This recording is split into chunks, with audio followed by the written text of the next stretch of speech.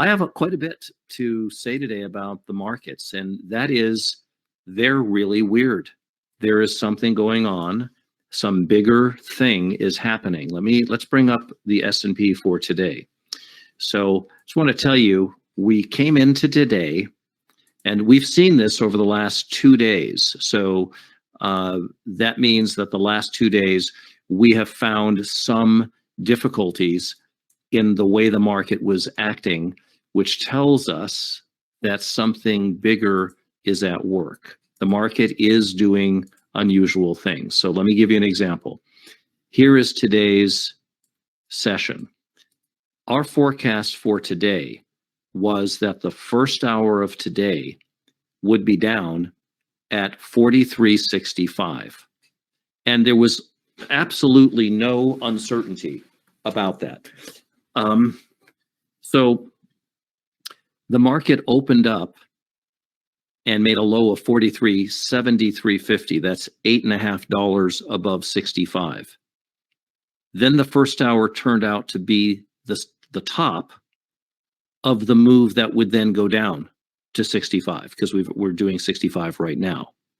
So this type of behavior is very unusual. It falls into the 15% time that when the market does unusual things, which means that it's getting ready for a larger, more important directional move.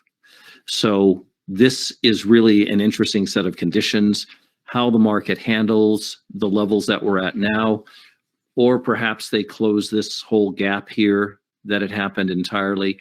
This is unusual, and it starts my antenna started to go up on Friday. We'd seen some unusual behavior on Thursday. And by the way, an unusual behavior means that we might have taken a loss on a trade because the market didn't do what it normally would do.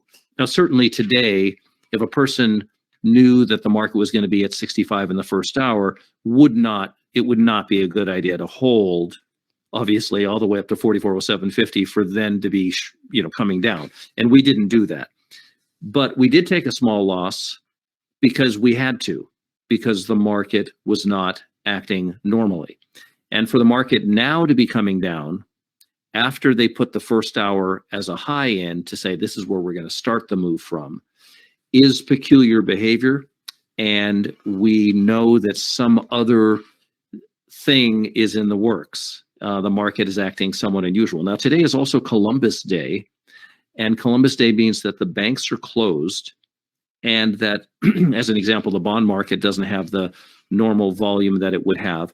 But we are getting very good overall volatility, even though the volume is somewhat less in the S&P, the total volume, but that really doesn't have a real direct connection. Volume and volatility are not really connected, that when one is high, the other is high, or when one is high, the other is low. Both of those are ultimately connected because it's one whole market, but they're not connected in the ordinary sense of saying if you have high volume, you have high volatility. That's certainly not the case. And it's also certainly not the case is that if you have low volume, you have low volatility. So it doesn't work that way. Everything is variable and fluctuates and so on. We did have a forecast on Friday when the market was trading, roughly maybe around 43.85. that the market would move down into today and it would test 43.65. So we had a daily chart indicating 43.65 for October 11th, and that's today. Then this morning we had the first hour also, which is, again, wasn't correct, but the first hour did mark the high for the run to 43.65, and we've made a low of 43.6350. Those of you that are in our products, you know that we were calling for that, and you see now that they've come here to do this.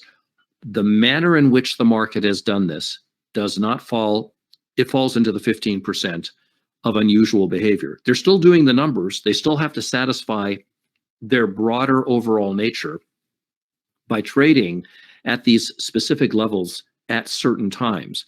But the manner in which they accomplish those moves does fall now into the 15% category. 15% of the time, the market is going to show you unusual behavior, and there's quite a bit of meaning, or can be quite a bit of meaning, in that unusual behavior. That's what we're interested in. So I'm not in a position right now to say from the daily chart, hey, we really have some trouble here and the market's about to do this. But I know that this blue line could be what the meaning behind all of this is. I'm not going to be worried about that until and unless the market shows me further evidence.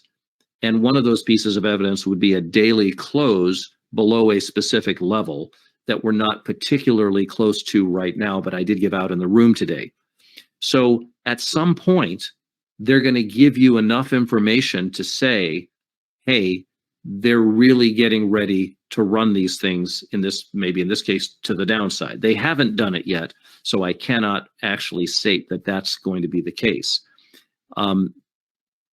Counter to that, if we do close above certain levels today and do something specific tomorrow, which is also important to us, then we're going to look and see that the market may very well be indicating perhaps a move higher.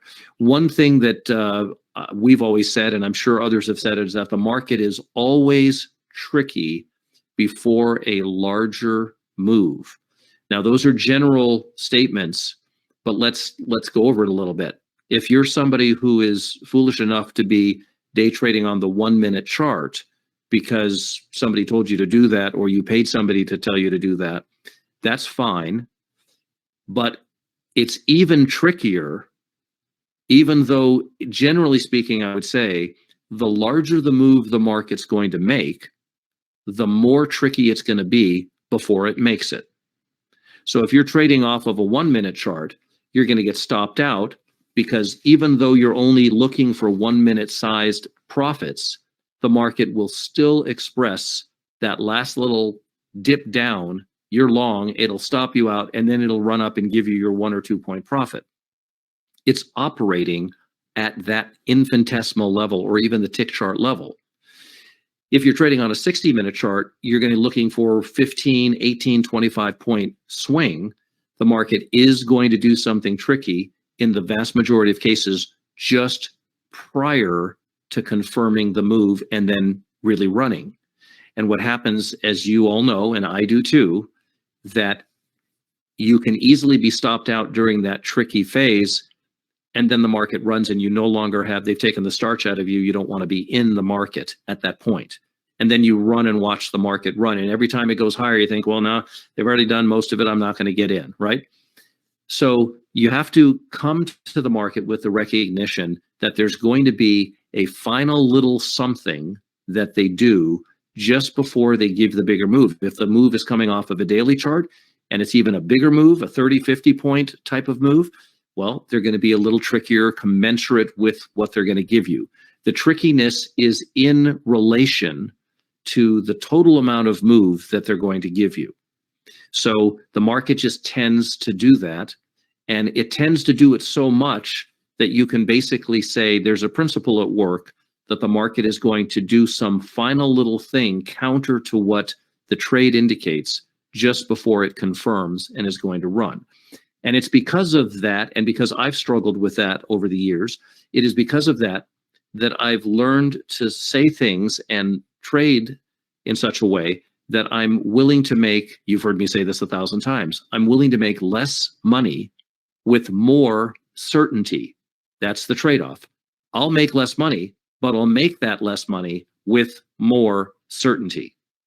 If I really believe something's going to happen, and I say to myself, I'm going to live through whatever their trick is, it doesn't matter how long you do this, the trick they do this time is going to get you thinking that you got it wrong. And then as soon as you get out, they're going to run them. And then you're going to have to get back in.